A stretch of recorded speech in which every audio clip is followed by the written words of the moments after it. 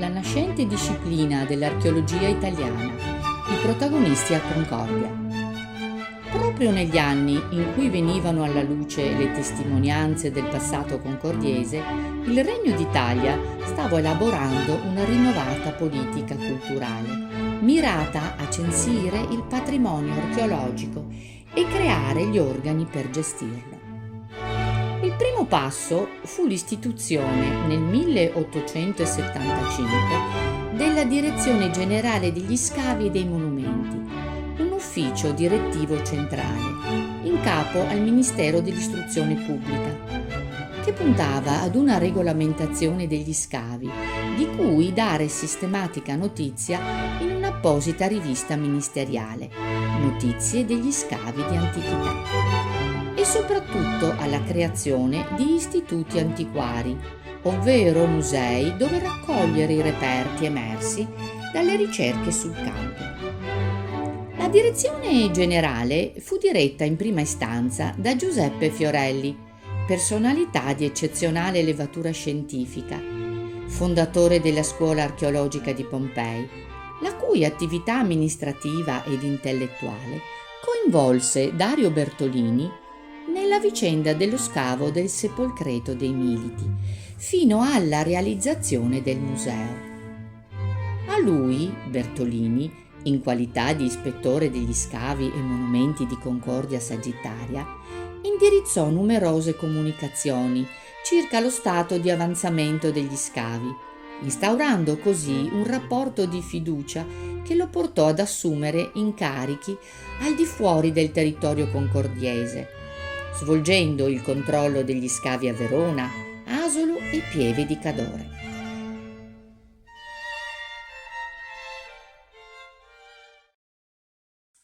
A partire dal 1876, quasi ogni anno, i rendiconti di Bertolini sugli scavi concordiesi apparvero su Notizie Scavi di Antichità, contribuendo così a creare una rete di comunicazione che legava i diversi studiosi dell'epoca in una fervida attività di confronto e scambio di idee e dati raccolti. Il 24 marzo 1875 giungeva in visita al Sepolcreto tardo antico proprio il ministro dell'istruzione pubblica, Ruggero Bonghi in persona. Personalità a cui si deve la realizzazione della Biblioteca Nazionale di Roma. Costui, constatato l'interesse scientifico della necropoli, diede nuovo impulso alle ricerche con lo stanziamento di lire 4.000 per la prosecuzione dei lavori e il parere di estendere l'intervento al fondo persico. Al patrimonio epigrafico concordiese si interessarono allora antichisti di chiara fama, come Emanuele Antonio Cipogna, Bartolomeo Borghesi e soprattutto Theodor Mommsen, l'illustre storico tedesco che raccolse le iscrizioni latine antiche nel Corpus Inscriptionum Latinarum.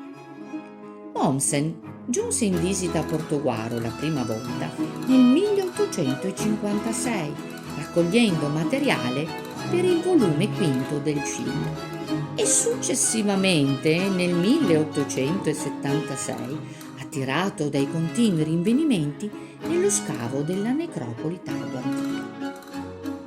Così Mommsen, presentando le iscrizioni del Sepolcreto, esprimeva parole di stima e lode nei confronti del locale ispettore. Ha diretto questi scavi sin dall'inizio e tuttora li dirige l'avvocato Dario Bertolini, alla cui operosità e dottrina si deve quasi tutto ciò che ne abbiamo ricavato. Egli infatti non solo incalza e sorveglia con grande sollecitudine gli operai, ma si adopera inoltre perché le iscrizioni colà scavate, grazie alle copie o ai caichi tratte da esse, divengano subito di pubblico dominio. Bertolini seppe svolgere con lungimiranza la ricerca archeologica, coniugando l'assidua presenza sul campo con con l'attenzione alla conservazione e tutela dei monumenti e l'altrettanto fervida produzione scientifica. Avvocato, cittadino politicamente impegnato, anima delle scoperte archeologiche di Concordia, riuscì ad acquisire un ruolo di prestigio nella comunità scientifica dell'epoca, influenzato nel contempo dal fervore culturale che animava l'intellighenzia della seconda metà dell'Ottocento, da lui frequentata negli istituti culturali e nei salotti di Roma capitale, ma anche da quello spirito che a livello locale animava la compagine socio-culturale, gravitante tra Fratta e Portogruaro, delineata nelle Confessioni di un italiano di Ippolito Nievo.